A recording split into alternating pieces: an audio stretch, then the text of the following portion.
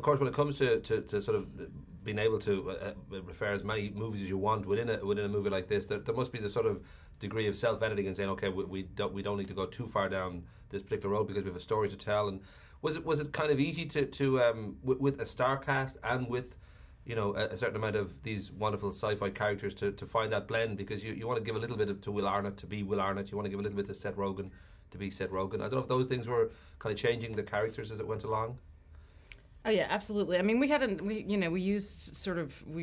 did our research. We came up with sort of some classic archetypes for characters, and then working with the story and with the actors, everything evolved, everything iterated, everyone brought something into it. I mean, Bob went in a lot of different directions before we started working with Seth, who just sort of brought this wide-eyed innocence and wonder to him that just really informed who he was. Everyone sort of brought their own take on the characters. Yeah, and we wanted to make sure that we were telling a story, and choosing and picking the places that we put the homage and the old 1950s sci-fi horror gags in, because we first and foremost have a story to tell with these characters. Right.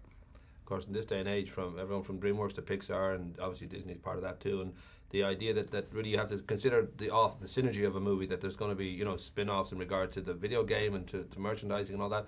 And do you find, as having you especially been kind of in the animation business for quite a while, I know it's kind of, I think, first for you in animation, that becomes quite a big part of the process as well, that you really have to be aware every step of the way of the other elements of this, not just the film itself, but there's so many other... That comes later. I mean, in the very, very beginning, you just are thinking, or I was thinking about, what kind of a movie would I want to see?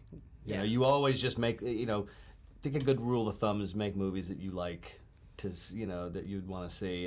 And this was something that I was, really passionate about when I first started thinking about it, because I've always loved Ed Wood and, all those old movies. And I just said, this is really fertile ground for satire and humor and something that I'd really love to do. And I am a huge fan, ever since I was a kid, of Mad Magazine. And I thought that this was like something that, this was a way we could do humans in animation that weren't, realistic looking. We could stretch them out and silly putty them out a little bit and, really have fun with the way that they act. And, the President character and Monger, they're both really good examples of that. And I think for us, it was all about just telling our story, and all the ancillary products, we get into that much later. We need to focus on, telling the story that's entertaining and inspiring to us before we start worrying about video games. If the characters are great, it's DreamWorks, marketing and publicity that come to us and start saying, okay, these are great characters, let's start making games and toys, and they kind of come to us with all their ideas on that. And we weigh in later. We need to get our work done first. Yeah.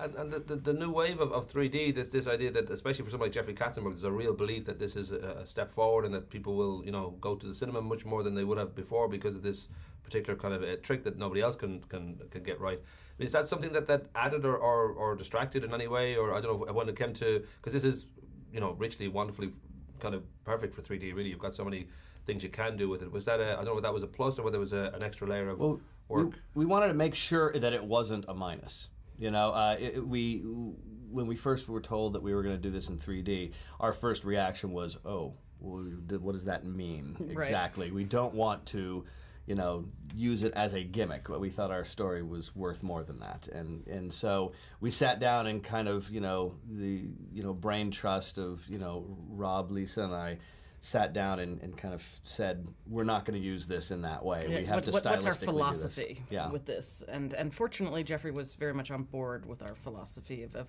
making it enhance the story that we were already telling, making it more immersive and not, 3D gags for 3D gags' sake, which was great. And ultimately, I mean, there I'm not going to lie, there was a little bit of anxiety on our part when we first realized we were going to do it. But as we started to step through the process, we're like, oh, actually, this is going to work out pretty great. And the nature of our movie lent itself kind of perfectly to this 3D world.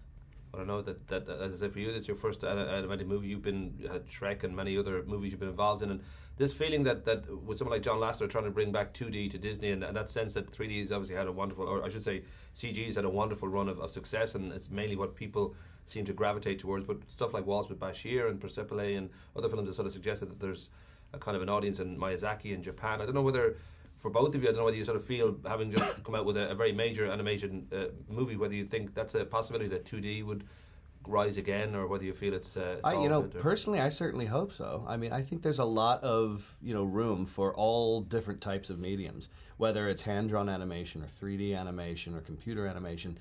I think it's variety that the audience is ultimately looking for. I think anytime we go down one road and say this is it, this is the end all be all, that's destined to change. Right. Somebody else is going to say, okay, we've done that.